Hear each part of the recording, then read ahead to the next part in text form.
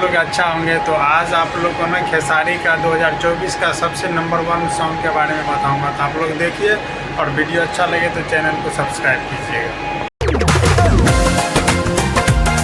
Song ना बहुत ही ज़्यादा पॉपुलर हो चुका है, तो आप लोग इस सॉन्ग को ज़्यादा से ज़्यादा देखिए, लाइक शेयर कमेंट कीजिए। और मेरे को जहाँ तक लगता है कि 2025 मतलब ये अब की लगन जो आने वाला है, इस टाइम ना बहुत ही ज़्यादा बजेगा ये सॉन्ग। झूठ बोल रहा है। No no no.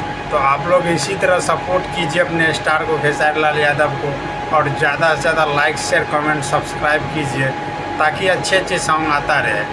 तो फिर मिलते हैं अगले वीडियो में, तब तक के लिए अपने भाई को सपोर्ट करते रहिए और लाइक शेयर सब्सक्राइब कमेंट कीजिए हमारे चैनल को भी। और ट्रेंडिंग स्टार खेसारी लाल यादव से जुड़े हर एक अपडेट चाहिए तो हमारे चैनल से जुड़े रहिए।